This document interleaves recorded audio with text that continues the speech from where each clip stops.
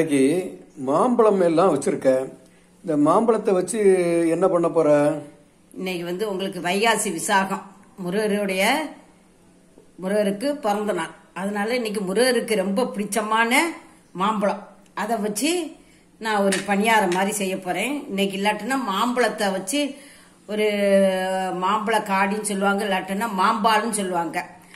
அதுவும் செய்து இன்னைக்கு வழிபடலாம். அப்புறம் நான் ஏற்கனவே மாம்பால் செஞ்சு போட்டிருக்கேன். அதனால இன்னைக்கு இது ஒரு மாம்பழத்தை வச்சு ஒரு பணியாரமா செய்யலான்னு இருக்கேன். மாம்பழத்துல பணியாரமா எப்படி? அது நான் செய்து காட்டுறேன் பாருங்க. அதுக்கு நான் இப்ப ஒரு கப்பு பச்சரிசி மாவு, நம்ம இடியாப்ப மாவா இருந்தாலும் சரி, கடையில இருந்து வாங்கின மாவு தான் இது. இதை நான் இதை ஒரு பவுல்ல போட்டுக்கிறேன். சாரி, இது நான் ஒரு மிக்ஸி ஜார்ல போட்டுக்கிறேன். 1 டேபிள் ஸ்பூன் மைதா மாவு, நீங்க கோதுமை மாவு கூட போட்டுக்கலாம்.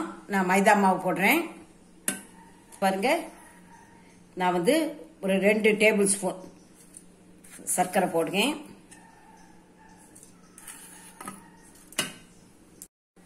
இப்போ ஒரு மாம்பழத்தை துளி எடுத்து இப்படி நறுக்கி வச்சிருக்கேன். நல்ல பழுத்த மாம்பழமா எடுத்துக்காங்க, கொஞ்சம் கூட புளிப்பு இல்லாம எடுத்துக்காங்க. இப்ப இதையும் இது கூட போட்டுக்கிறேன்.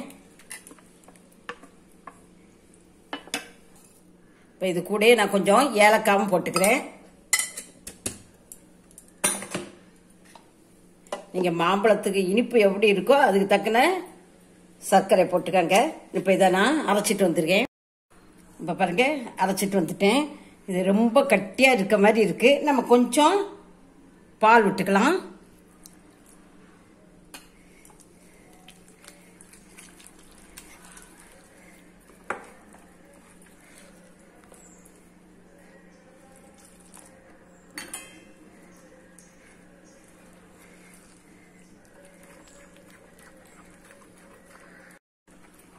இப்ப நமக்கு இந்த பதத்துல இருக்கு. இப்ப நம்ம நெய்யில கொஞ்சம் தேங்காய் கட் பண்ணி வச்சிருக்கேன், அதை நம்ம வறுத்து இதுல சேர்த்துக்கலாம். இதை நான் பாருங்க, தேங்காவை சின்ன சின்ன பீஸா கட் பண்ணி பல்லுபெல்லாம் கண்டிப்பா கட் பண்ணி வச்சிருக்கேன். இப்ப நான் 1 ஸ்பூன் நெய் விட்டுருக்கேன்.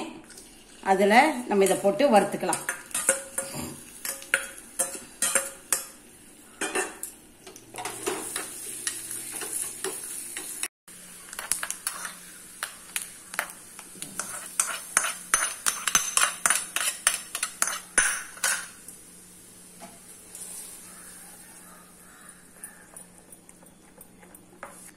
மாவு இன்னும் கட்டியா இருக்க மாதிரிலாம் இருக்கு.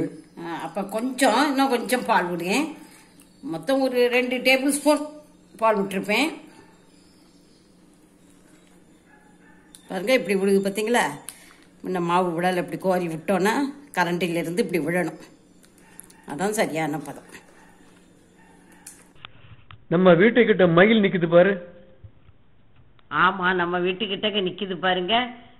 நல்ல இன்னைக்கு வைகாசி விசாகம், முருகருடைய வாகனம். மயிலை பார்த்தது ரொம்ப சந்தோஷமா இருக்கு. ஏதோ முருகரே நேரடியா காட்சி தந்தது மாதிரி ஒரு உணர்வு கிடைக்கு. பார்த்துருங்க, என்ன அழகா இருக்கு.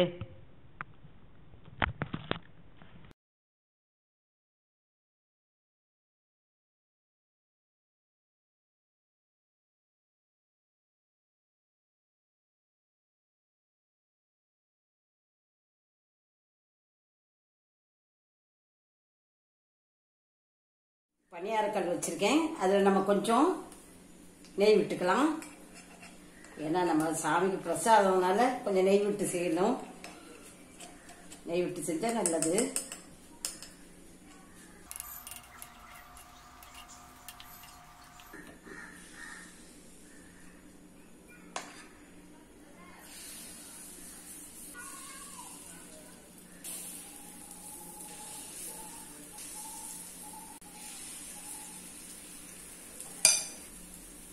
தீயை கொஞ்சம் மிதமாவே வச்சுக்கலாம். ஏன்னா இல்லாட்டினா உங்களுக்கு உள்ள வேகாம ஆயிடும். அதனால நான் தீயை கொஞ்சம் மிதமா தான் வச்சிருக்கேன். நான் சோடாப்பு எதுவுமே போடல. சோடாப்பு தேவையில்லை, வேணா நீங்க போட்டுக்காங்க, வேணா கொஞ்சம்.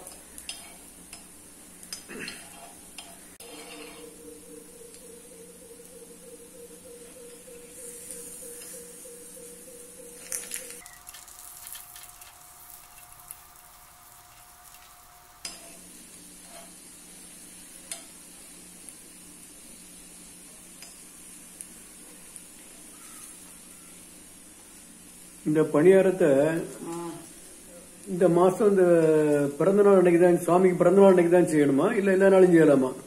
எப்பவும் செய்யலாம். ஆனா மாம்பழம் இப்பதானே உங்களுக்கு சீசன். இந்த வைகாசி மாசம் தான் மாம்பழம் சீசன். வைகாசி விசாக திருநாளுக்கு நான் முருகருக்கு இஷ்டமான இந்த மாம்பழத்தை வச்சு ஒரு பணியாரம் பண்ணியிருக்கேன்.